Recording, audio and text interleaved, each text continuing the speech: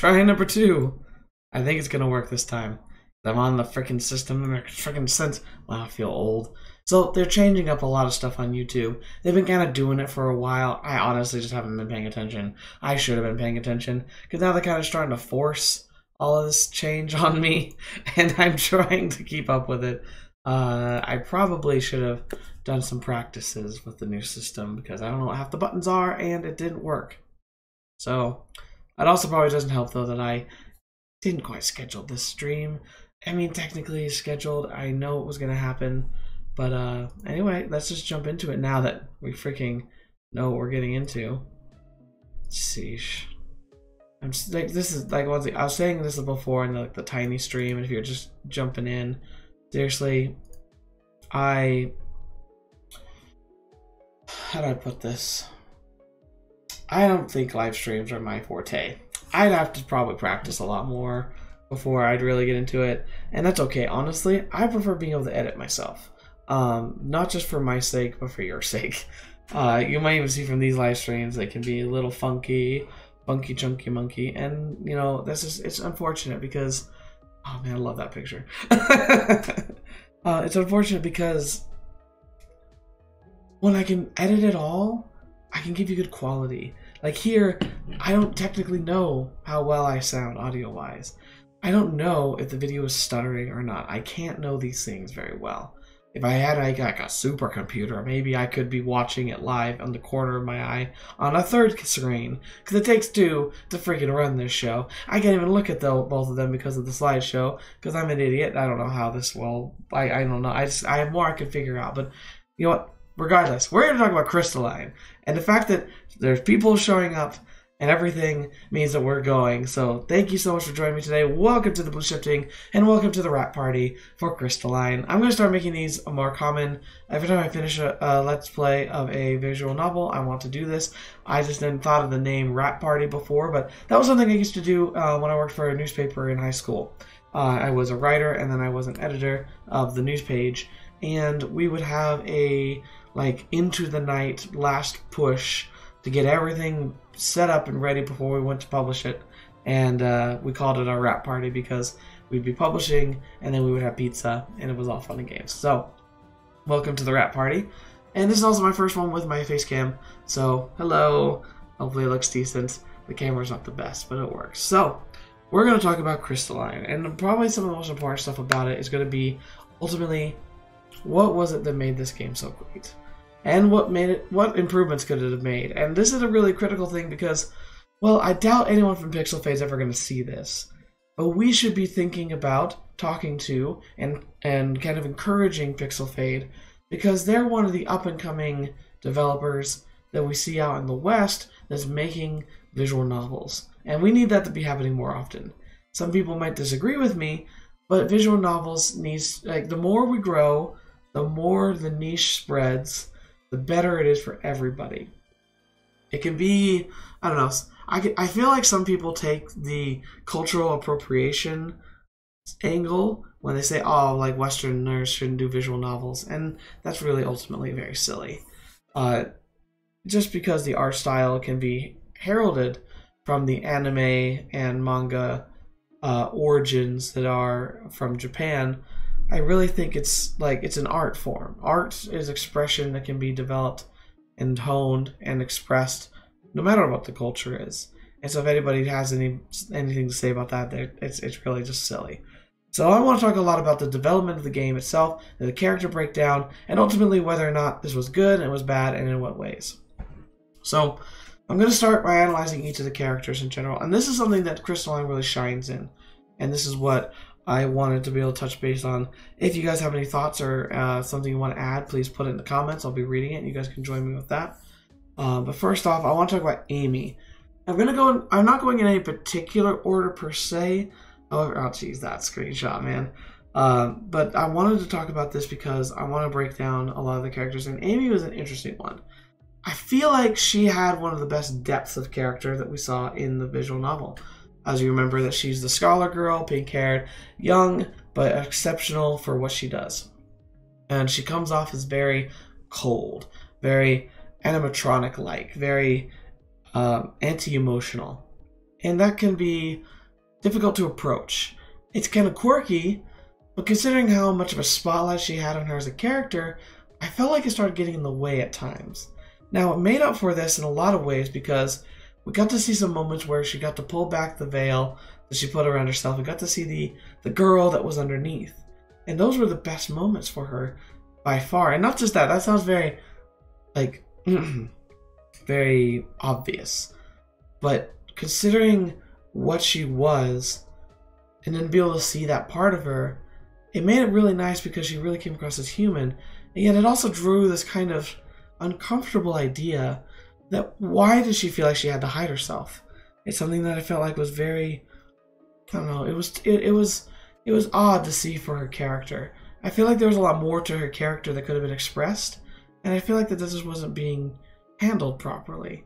I feel like that we got to know so little about her through the story. And I guess that's one of the failings of the story as a whole, so I'll come back to it, is the fact that while the story was long enough, it felt like there was not a whole lot of substance to it most of the time.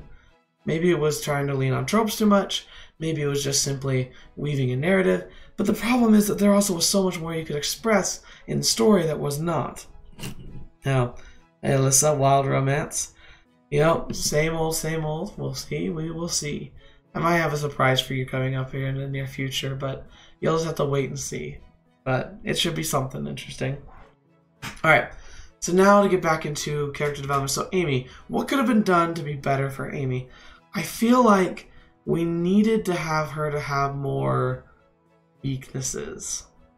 Because despite you can't really consider a lack of emotional expression an actual weakness, especially when there's no attempted relationships involved besides friendship. She really didn't have a problem making friends, at least with us. I could see maybe in her studies and average life maybe, but she had no problem integrating in our group. So there was no real dynamic there. That was difficult. She expressed herself with Protag, the main character, and so we got to see a lot of the sides of her. She also was a very accomplished mage. So where were the weaknesses? There was really no growth for Amy. Matter of fact, the things that we might define as growth was simply our view of her expanding rather than her expression expanding beyond what she actually felt. So she was a very flat character. Now, that can kind of be forgivable because she was a bit more of a side character. There was no romance involved, but she could have been so much more. And I feel like that they dropped the ball on that with Amy. So Amy, one of my favorite characters, I feel like they kind of failed her a little bit. And you're going to see that that's almost going to be a running theme here, because the next one we're going to talk about Zach. Now, as many of you know, if you watched the Let's Play that I did, Zach, he was super tropey at first. And I kept pointing it out. That he was like, oh, I'm the broody man with the backstory who only thinks about money because I'm a mercenary. It's like, he checks all the boxes off for the broodster. And I mocked him for it a lot. He kind of started to come around when we got to explore his past, because his past was fairly dynamic, still was very tropey, but we got to see that there was a tender side to him, and that became manifest more and more towards the end as he developed his relationship with Kara. Zach in the beginning was my least favorite character, but he really came around and became very meaningful in the last third of the story, where we really got to see him find a bit of resolution, which wasn't a true resolution. He simply confronted a truth that he didn't know and didn't turn into a psychopath. But I count that as a victory. And then him with Kara, that whole relationship, I feel like was fairly natural. It started off with Kara being interested, Zach being like responsively interested, but standoffish, which was his MO. But then slowly she kind of started breaking through the facade, and he slowly started to open up and allow himself to feel, because we established with his past that was something he didn't really know what to do with. He didn't know how to open up anymore because he blocked that away and pushed people away because of the pain that he'd had losing his second family. And so to see that kind of redemption arc come back was very fulfilling. It was very powerful to see him come back. And so as a character, he probably is the most dynamic character, the one who we saw the most growth from. And it wasn't perfect, but it was pretty substantial. And so while he was still is kind of on the rung as one of the more dull characters in the visual novel, I think writing props go for him in particular. The person who wrote him really understood how to convey his feelings and convey a sense of learning and acceptance through his trials. And I especially loved the kind of bromance that he had with Protag, where of all the people who could see the pain that Protag went through when he and Lyanna had some rockiness going on, he kind of knew how best to handle it. Kara wanted to help, but she really didn't know how to approach everything. And, well, I guess there was one other MVP who really knew how to handle that, but we'll talk about him last. So now we gotta move straight into Kara, because they're kind of a pair right there. So Kara was probably my favorite character from the get-go. I really liked her because at first she came across really suspicious, like she had an ulterior motive, which she did. Luckily, it was a not evil ulterior motive. She just wanted to make money and find artifacts. Oh, shut up, phone. Don't know why you're buzzing at me now. So, what made Kara so special? Well, I think it was the fact that we really got to have a character who genuinely was friends with Protag, the main character. Zach kind of felt like he would allow you to spend time with him. And Amy was more of someone you kind of was like a kid sister, but she was obviously so lost in her own world that we kind of just was like, okay, bye, don't die or anything. But with Kara, we got to actually have some interaction. Kara failed in the fact that we didn't see any growth from her, period. The only thing we saw was a bit of backstory about how she kind of knew what it was like to grow up abandoned, lost her father, grew up on the streets, learned to take care of herself, and had strong compassion for people who were less fortunate. We did see a really interesting twist of drama when it came to Kara and Zach, when she discovered that Zach was part of the effectively assassin organization that had murdered her father. Now that conflict was resolved really quickly, and that's something that is also a big flaw of the overarching story, is you had these really titanic moments that were written, but they would be introduced and then solved within like an hour of each other. Like, I'm pretty sure the whole Zach and Kara like conflict arc, where Zach had to confront his past and Kara had to confront her feelings about her father, they ultimately got resolved, I think, in one episode. We had like a little tidbit that dropped at the end of an episode, and then the entire thing was done in another hour. And I feel like it would have been better if that would have been a journey we'd had to go across, where as we traveled through the countryside, they had to work together, where Kara had to overcome her feelings of instant hatred towards somebody who had been disillusioned by the organization she so despised. And then maybe they find a lead, leading them to the fact that there could be some information about her father hidden in a different city. And then we get the introduction of Zach and his past with the group, being forced into the limelight as they go and infiltrate that base. And then they both together have to try and handle the raw emotions of that. It could have been so easy to kind of sprinkle it out a bit more and have a running narrative rather than an abrupt change and a deviation. In a way, it kind of is reminiscent of Dungeons and Dragons when you play the tabletop game, where oftentimes you're playing a storyline, but then you have side quests that kind of pop up that interrupt everything for just a 1 or 2 sessions and then take you completely off the rails and then just plops you right back on again when you're done, instead of having an open, evolving narrative. And so, Kara, while she had a lot of the best interaction with the main character, especially because she seemed to be very sympathetic towards a lot of the things we were facing when it came to being abandoned out of our own home world and having to face like the realities of like the relationship with Lyanna and just trying to understand what it's like for him. She was just there. And she also took him on some more of the fun adventures where they got to explore the world and enrich the world from their exploration. And so Kara was probably the best character for the main character. Especially because I also feel like in a lot of dating games, in general, because this one it was a railroaded game for sure. But the nice thing about the railroad system in this series is the fact that you were allowed to have Kara, an attractive female companion character, who could be a best friend to Protag, the main character, and not a romantic interest. Not because she wasn't like a wonderful person, she wasn't a wonderful character, and that she wasn't beautiful, but just the fact that people just are friends sometimes. You can be friends with a girl, or a girl can be friends with a guy, or someone who's homosexual can be friends with other people who they're like of the gender they're attracted to, but not necessarily attracted to them, and not because that there's any warrant for an attraction. Sometimes you just don't find each other attractive, but sometimes you can just be friends, and that's something that we don't see a lot in the more datey sim and uplifted kind of visual novels like we've seen Pixel Fade do before.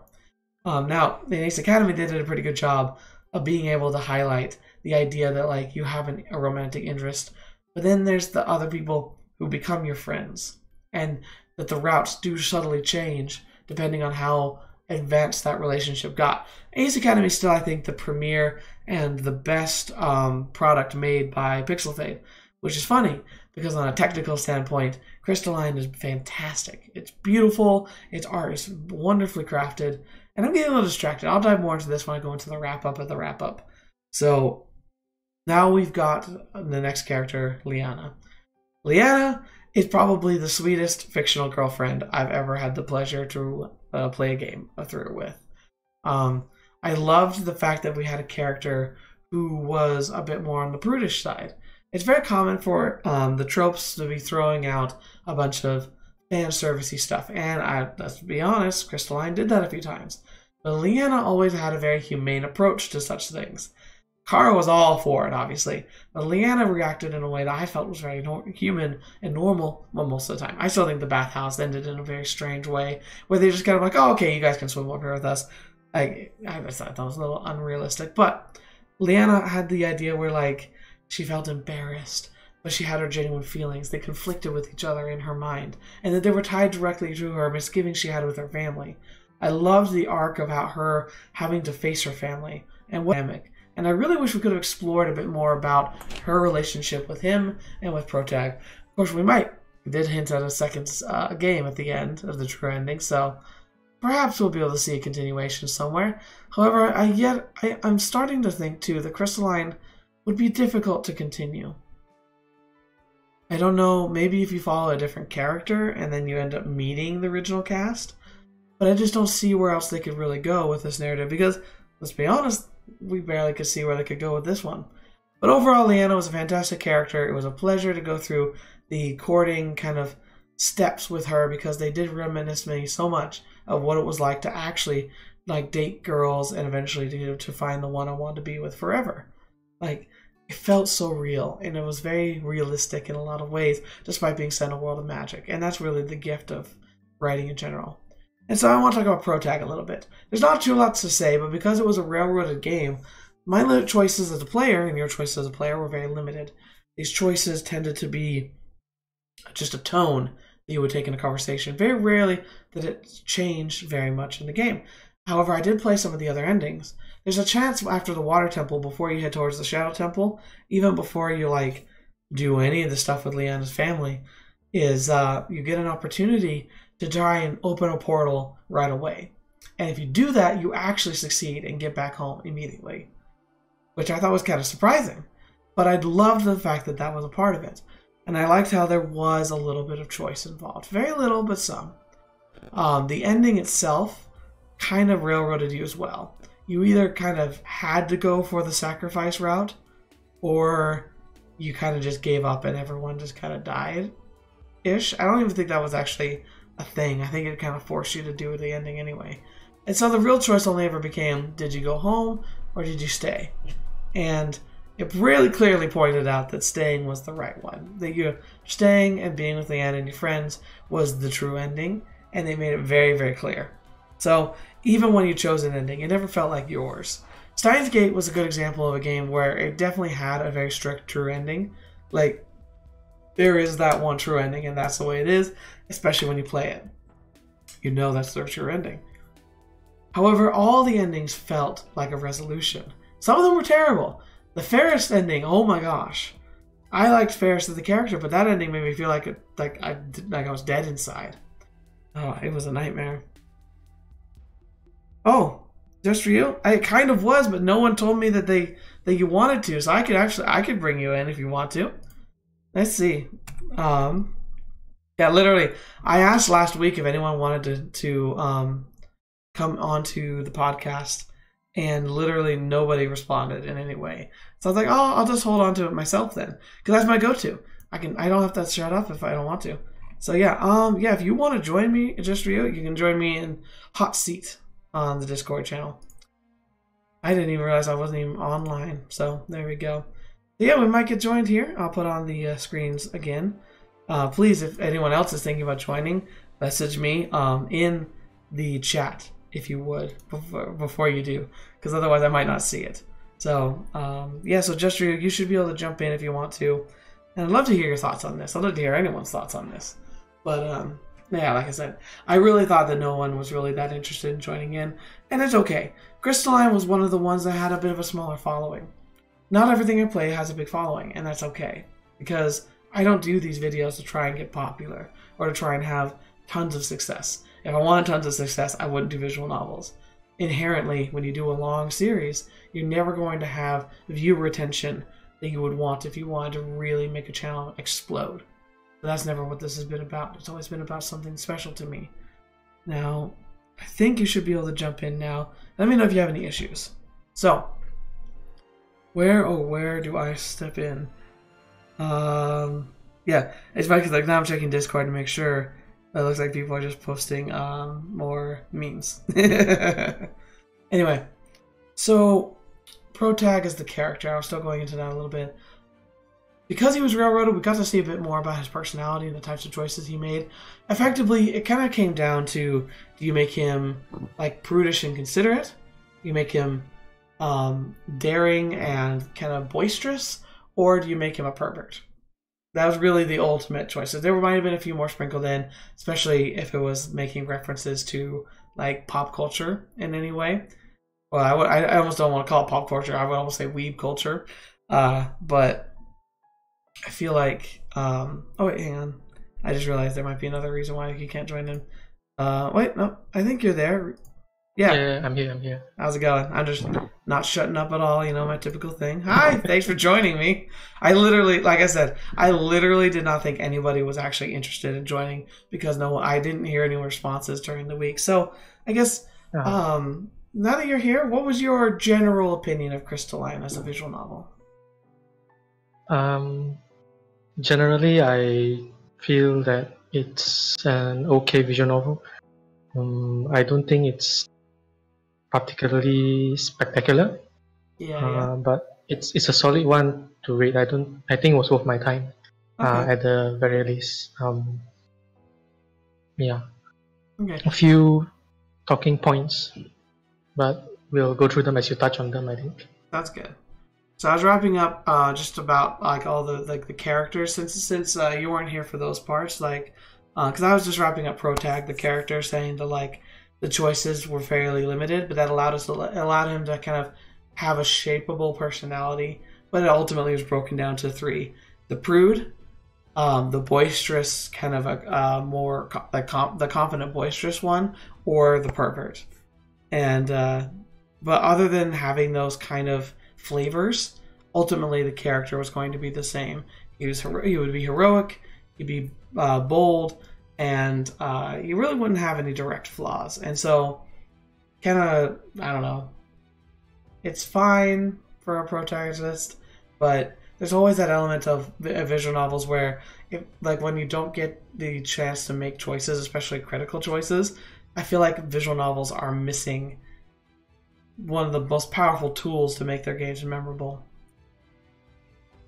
Yeah, that's true. I think that's just how to say. For me, I look at it this way. The story structure in the visual novel, it's I usually actually prefer linear stories. Usually, when I read visual novels, because often the writers manage to make a better story out of it. Usually, that's true. I think it's easier for them probably to make a more cohesive plot, especially if you want to make it complicated. Let's say if you make something that branches out into 5 or 6 fruits, like in Mirth Love Extra, for example, I think it'd be much harder to do uh, a plot that's really strong. I'm not saying it's not impossible. It's It's probably tough. harder. Yeah. You're right. Um, Yeah, because like we're kind of straddling the lines here between I believe it's like there's the visual novel style that's heavily narrative. There are some visual novels even that get so focused on the narrative that there really is no choicing at all. It's mostly just an interactive story.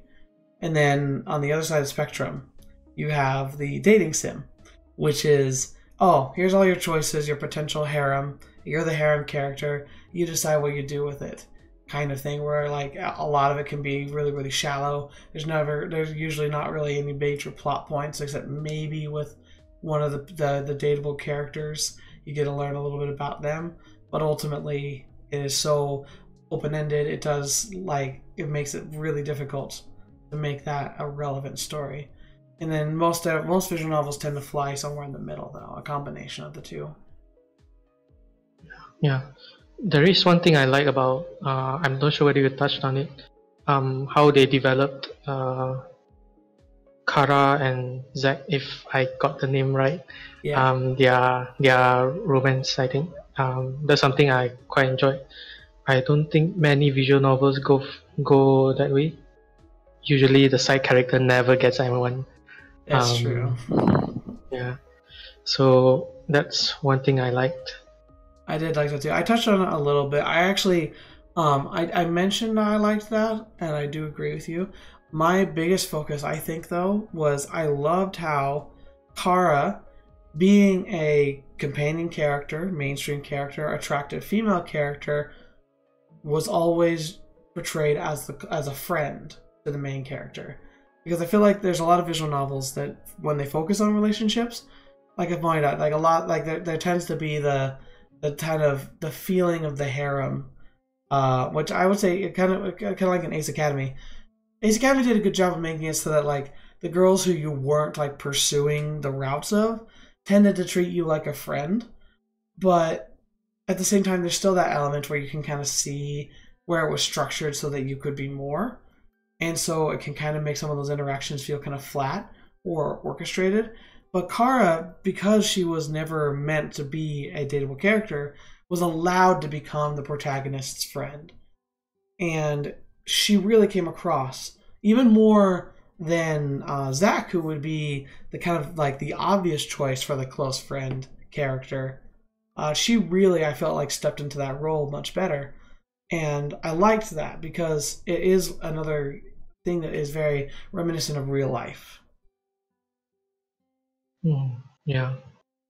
Usually, everyone, it feels like everyone's trying to get with the main character in visual novels. Yeah, yeah, and that can be a trope that can be nice to step away from. And which, if you have the branching paths and like allowing characters to choose, that can be really difficult to write into it because at that point you're not only writing multiple paths, but you're also writing multiple versions of paths and not paths because then you would need to try and write it so that characters interact differently. That's why I think the funny thing is I don't even know this for 100% myself because I have yet to play Fate Stay Night, but it's pretty clear based on the adaptations that have come out in the anime form that the routes that you choose to go along in that visual novel, like you kind of choose your route fairly early because then it establishes the way that Shiro interacted with the other characters. So like if you did Unlimited Blade Works, obviously Rin was the focus character, and Sakura kind of fell to the wayside almost immediately, and Saber would then become kind of a friendship person. But there was not, but they kind of put aside the feeling of bonding that you got with the Fate line. So like you can do it, but like that's the kind of that's that fusion of the two ideas of like player choice and the railroading for good story content. And so it's interesting, and that's one part of what makes visual novels so cool is the dynamic way they can be presented. They can be so different from different writers and from different publishers. Yeah, I say in Fate, the route probably splits about 20% into the novel or earlier. It's really quite early. Yeah, you can kind of see why they need to do that though, because like you can't be having characters being killed unless you know kind of where the player stands and what direction they want to go. Otherwise, it could get a little premature, and you get, oh no, they killed the one I liked. So now I don't know what to do, and that would be depressing. Yeah, since we're on the main character as well, one thought that I had about the main character is how he being a self-insert protagonist. Yeah. I think usually that hurts the story rather than helps the story. It helps maybe in immersion. It helps maybe in helping the player feel. I believe the word is agency. I'm not too sure, but it can sometimes make him a bit shallow. Yeah. I feel. Well, because like the issue I call it the issue of blank canvas. It's the idea that like this is part of the strategy of having something like a silent protagonist. So like when you play a game like Skyrim, where you are the main character, your character doesn't talk. But that's because it helps you project who you want to be into that character. You might even be able to make some choices, but ultimately, it's just kind of left open-ended, and so you kind of feel like a ghost passing through the game, where you feel like you get to make choices and that you play the you, but there's no genuine interaction, and so you don't get that character development.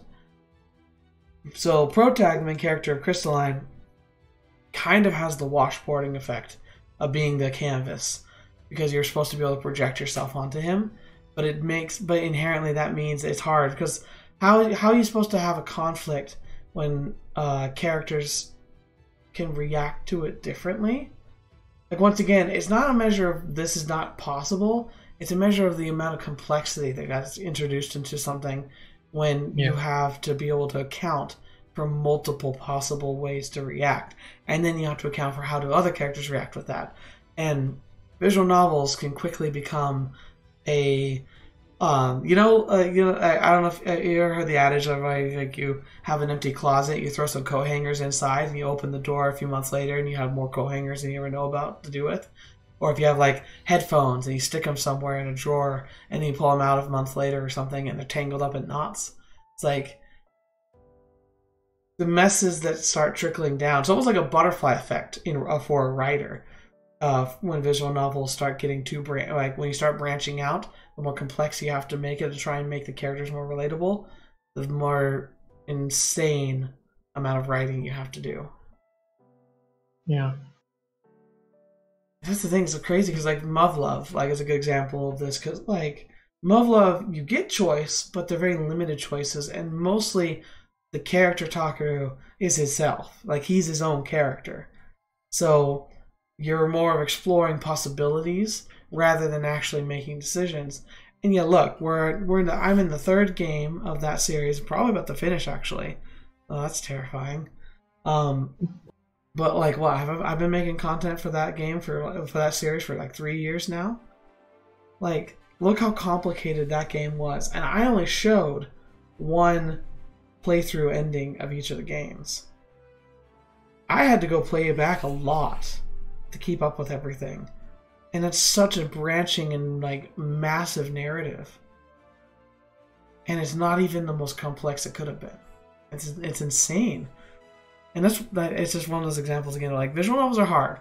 Like, making a visual novel is difficult, and that's probably why it sometimes feels like there's not as many of them as we would like. Yeah. Talking about Muv-Luv, if you look at the root structures throughout the 3 games, you can see it actually gets narrower and narrower as they go through the games. But I think maybe we save that for. True. We'll be having a Muv-Luv podcast before we know it, won't we? Yeah. Touching on that actually reminds me of another thing I think Crystalline might have missed a bit. The isekai aspect of the story. Yes. the conflict that it usually brings, I think it's not really present. I think you've mentioned this during your playthroughs before. It's not that present in Crystalline. Yeah, Crystalline really struggles. Like, I think we should move on from characters now, because this was the next place I wanted to go, was like critiquing the game as a whole. And there's like the overarching problem with Crystalline is a lack of antagonist. Like, you have antagonists, like I can list on my fingers. Like, there was the mind controller guy with the orb. There's the fact that you're like trapped in the world. That's like kind of like an omnipresence antagonist in a way, but that doesn't really count because it's not like forces were against the main character. But we'll throw that in there. There was the lack of like the fact that I had to hunt down information, but more importantly, like Void in general. Like Void was kind of the overarching nemesis for the whole thing, but we really almost never saw their influence in the entire series. And when they did, it felt like we took care of the issues super easily. Like, there were the shadow beasts that were summoned. They were supposed to be really, really hard. Like, they talked about, like, oh, they summoned, like, 3 of them, and just one of them could go run amok inside the city and could take out so many people. But then we went through a little mini game, and it was over. And then you have the issues with, but then, like, after that, like, it's like finding temples. Oh, Zack's Assassin's Guild shows up. That was cool. And then an hour later, that one was solved. And then we were looking for more temples. Leanna had her arch with her family, but that, again, resolved really quickly. And they weren't even, like, enemies. It was more of a philosophical battle rather than an actual battle. The only fight that felt like the stakes actually mattered was the climax of the entire story. I think we should have had a feeling of danger leading up to that, because it really didn't have the punch it should have had. Because I feel like we went through the entire game without feeling like we actually were in danger of failing in any way. Yeah, and I think that expands not only external conflicts but internal conflicts as well. I think, as you said, when faced with the decision whether to stay or go back, I believe the decision was quite clear for you. If you had the choice, you wanted to stay. That's the thing. The character himself doesn't seem to have that much of we don't see that much of the internal conflict inside as well. Not only the external conflict. He doesn't really mull it over. Like, he had maybe like 1 or 2 little like internal monologues talking about like the pros and cons. I think it would have benefited a lot if he'd had more like time to think about it. Like, I feel like also I think the breakup would have been a lot more meaningful if during the time when Protag and Leanna are like starting to like really see each other and start being more open, he should have started having thoughts about like, well, what is this gonna mean if I actually open the portal? It's like he just never thought about it. But like, if that were me or anybody, I think that would have been like constantly on your mind. And the thing is, like, it was obvious that it was constantly on Leanna's mind. Like, they did a decent job of having. She had the hesitation. She had like stuff about like the whole relationship that made her want to hold back. And like, it was never really defined, but she had that air of like not being quite able to throw herself into the relationship completely. And then eventually, it leads to her breaking up. I loved that because it was the first time in the whole story where I really felt like the pit fall in my stomach, because I could not argue the fact that in reality, with 2 characters, 2 people who are trying want to be in love with each other, but the reality is that like one of them is probably going to leave forever in the near future. That's a real struggle people face. Like, I can't imagine what it would be like to do something like a study abroad, where you travel to another country away from your family to go and just live for a while. And what if you met somebody there who became meaningful to you, but then you knew you had to go back? Because even with technology like the internet letting you be able to keep in contact, so many relationships fall apart simply because of distance. And I remember watching friends go through something similar to that, of having that separation and the pain and struggle that comes with that, and the inevitable like breakup that tended to happen.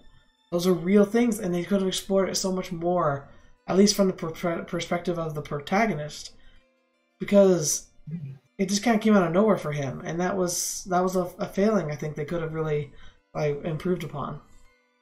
Mm-hmm. So I guess so as far as the game goes, what stuff that I liked about it, I have to say that the art direction of this game was phenomenal. Whoever they got to do the set pieces and backgrounds was very, very talented.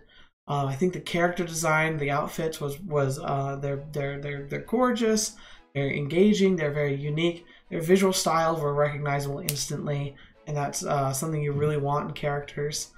I also felt like the art in general was very consistent through the series, where different cultures had different manifestations of the way they expressed themselves. So like when it came to art direction and sound quality, except for maybe some of the voice acting, but sound quality in general was fantastic as well. I mean, the slideshow is a great example of it. Like slide after slide after slide, I keep looking at it, I'm like, wow, this was just so well done. This is so nice. It was just so appealing to look at. Even the animated style for the characters, while it definitely had a bit of a bodoinga going on, it was otherwise fairly well executed, and something we don't see very much of, but I'm guessing it's going to become more prominent, especially with the virtual YouTubers and stuff. They're kind of built off that technology. Yeah, go ahead. Yeah. I agree for the most part. I think as for the art, I think that is the best aspect of the visual novel for me. The background art, specifically. For me, the sprites and CGs are okay, pretty good. Except for some CGs, I felt the human proportions might be a bit off, but that's just a minor thing. But yeah, art is definitely probably the best for me, best aspect of this visual novel for me.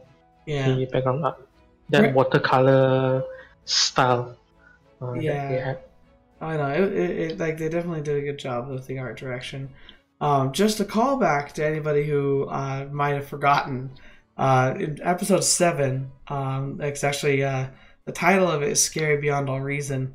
That was the episode where it was the one with the Shadow Beast, and we had to fight the guy who was like effectively character from Breaking Bad, which I thought was a little too on the nose. But that was also the one where we had like the animation sprites have that horrific glitch, like the devil himself had been summoned, and that was one of the highlights of like where the animation could go so wrong, because obviously like the engine is not perfect and it has flaws, and I'm kind of glad it happened super early in the story and in a time that wasn't really that engaging. Because if that happened like in the final battle, that really would have been difficult to remain in the moment when something like that happens. And I've heard they put out some fixes though that were supposed to make it so that stuff doesn't happen as often. But these fixes were coming out like a year after the game had been published, so it's just one of those things where it's like, why did it go so long before getting a fix? Because that's a pretty immersion breaking event. Yeah, I'd say talking about the animation, I think it's a pretty innovative, pretty unique move, I'd say. I haven't seen this kind of animation before this, and I thought that it was interesting to look at least, and consider how they would develop on it in the future. I think it does limit the sprites a bit when you use that kind of animation, that kind of animation style. The characters basically have to just face front all the time, if I notice correctly, and every animation just runs from that base sprite that face front, with sprite, and that can be limiting in a way. And but I like to see how they deal with that in the future. Do they stick with this, or do they maybe go for 3D, or depends how they look at it. Very true. Yeah, the best thing about this is the potential. Right now, Pixel Fade is a really interesting position because I can't remember when it came out, like the year it published was, because I found it obviously after it had come out. But Ace Academy was their first title ever. Pixel Fade as a company didn't exist, I don't think, like 6 years ago. So this is all very new, and they really are taking a bold jump into the genre. Being because I believe the headquarters is in Canada, they're obviously Western, and that's gonna be a weight that's gonna kind of hang around their neck when it goes to if they try and publish to Eastern audiences. I imagine that can be a problem.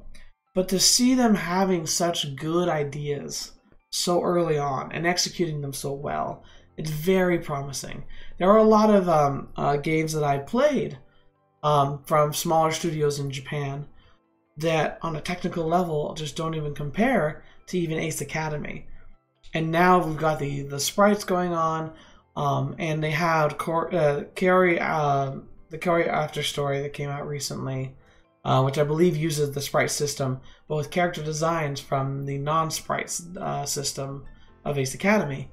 And I've heard that the adaptation there was pretty well executed. I still think it has the issue of like very front-facing kind of repetitive posing, but it still is engaging and evolving. And if they're getting better at it, it really makes me excited. But Pixel Fade has so much potential. Whether the writing will ever come up to par with titles like Steins Gate and Muv-Luv, I don't know. Because when we, I don't know, were you the one who was talking to me about that application? Because I posted a while ago how they were looking for a new writer for what we know now is their next title, which is called Enigma. I don't know if it was you or somebody else who I talked to who thought about applying as a writer. Yeah, it's me. Yeah, it was you. Okay. So, as you probably noticed in the writing, one of the things they really wanted in the writer was someone who understood the tropes of anime and manga. They wanted someone who was at least familiar with the traditional aspects of the genre. And for me, that kind of put up a red flag. Not necessarily bad, but limiting. Because I feel like they get so caught up in trying to kind of capitalize on the fact that a lot of their players are anime fans. They're capitalizing on the fact that a lot of people who find them because they've played other visual novels. And so they're kind of leaning on that. And so they lean on tropes, they lean on specific kinds of jokes, they lean on certain types of interactions and certain types of fan service. Because they know they have an audience that will respond to that. So in one way that's good, but in another way I hope that they're not going to limit themselves. Because if they're only looking for writers who already know how to regurgitate these same tropes and these same patterns, I don't know if they'll ever be able to push the boundaries of visual novels. That they'll ever come across publishing a story that's truly as innovative as I think they could do. Because like I said, Ace Academy is still probably the top-notch dating choice-based game that I've ever played. Where because they did go to the effort with the writer to make it so that you could have interactions with the other girls, but still have one that you clearly were dating. That the other girls' dialogue would shift slightly, not a whole lot, but they would shift based on how much attention you were showing them versus somebody else. That they would sometimes name drop people, and the name drop would be different based on the girl you were dating. It was not a perfect system, but there was so much like potential there of like new and interesting ideas. Well, maybe not truly new, but executing complex ideas. They weren't taking the easy route, and I still don't think they are. But I don't want them to find themselves backed into a corner where all they know how to do is make goofy slice of lives that play on all the tropes, you know? Yeah. I think that's Pixel Fade's challenge is they got it. They have a real opportunity to start really making a name for themselves, and if they can recognize that and maybe take a step back and really look at what they're producing, maybe they'll be able to do something truly unique in the future. I'm looking for Project Enigma. It's going to be high school ghost detective agency kind of thing. They're going to solve crimes, and I think it has something to do with talking with spirits. So we'll see how that turns out. But it sounds like they are going to be picking back up the branching dateable paths system. So we're going to see some kind of interesting marriage between the technology that they've been developing with Crystalline and the writing and playing styles of Ace Academy. So I'm very excited to see that because I want to see what happens when they put those two together. Hopefully they have better voice actors though. Good grief. Like, the main characters were fantastic in voice acting. But then every background character, I swear that like a third of them were the same guy. I think that's what I thought as well. Maybe they spent all their budget on the animation stuff. So hopefully in the future they'll be able to get some better voice acting. Just because it's one of those things that also is immersion breaking. But overall, I don't like doing numbers for reviews, but I do recommend Crystalline. If for some reason you've watched this and you haven't played it, it's worth picking up. Unfortunately, like other visual novels, there's not a whole lot you can explore besides what I showed you. I ended up getting to the true ending pretty naturally. I tried the other endings. They're very abbreviated. There's not a lot you explore in there. So eventually, you pretty much had the full experience already. Yeah, the other endings are, well, just not as good as the true ending. If I will put it that way. You know, and the game, like the writer in the game itself, kind of chides you for getting a different ending. Like, it kind of says like, "Oh, hey, it looks like you got this ending. It looks like if you'd done this, you might have gotten a better ending. Maybe you should try again." Like, it literally says that. It's like, see, that's the thing. Steins Gate was a great example of that, where it had the gall that, like, if you picked one of your alternate routes, it explored that route to this bitter end, usually sad bitter end, and then it gave you the credits. You know, like, it legitimately it legitimized it as an ending, even though like the writers obviously knew there was a true ending. And so, like, I feel like that was a bit more honest than this game was. It laid out real clear that it really didn't intend this to be an ending, but they included it because you needed to have choice. So yeah, I don't know. Guess, what did you think overall? Like, would you recommend people buy the game? Yeah, I would recommend people buy it. Maybe on sale if they feel if they are financially slightly less capable, but it's a decent game. Like you said, a lot of potential for Pixel Fate. Best thing about it is the art. Worst thing about it, I say, would be the system. The performance of the system. You yourself have been through a few times where the system goes wrong. I personally have had a few crashes when I was trying to get to other endings. I had a few, especially when I tended to cut them out, but I had a few crashes too. Yeah, so that's probably the worst part. But overall, I usually the number I would give this game would be 6 out of 10. That's fair. It's worth it. It's worth it. But I think there is better out there. Oh yeah, unfortunately, there's a lot better out there. We keep talking about the better ones. True. So, still, if you want to read it, it's worth a read, I believe. I think I agree with you pretty much on every count. I think the only thing I would amend to that is that what this game could be, if not the best visual novel you've ever played, it could be one of the better ways to introduce a friend or family member to visual novels. Because it's a very safe option, you know? Some people might be a little intimidated by the length and intensity of a game like Steins Gate or Muv-Luv. Especially length of Muv-Luv, oh my gosh. When I persuaded a few of my friends to try Muv-Luv, or tried to persuade them to play it, I feel like I have to explain so much to try and hook them.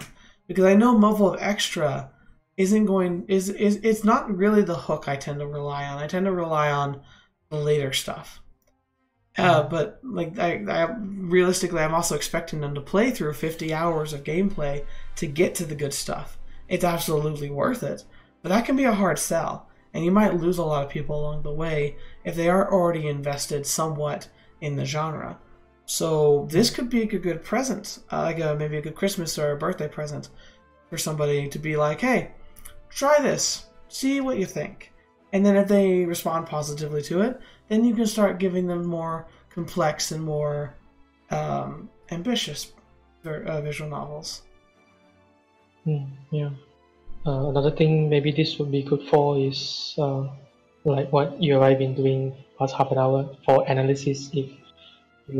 If people just want to read different visual novels to see how people do things differently. Oh yeah, no. I think this would be a good one to go through as well. Definitely, especially because, like, once again, the Western, you can tell there's definitely a different feel to it, and a lot of it's probably based on the fact that it's based on and it's a Western company.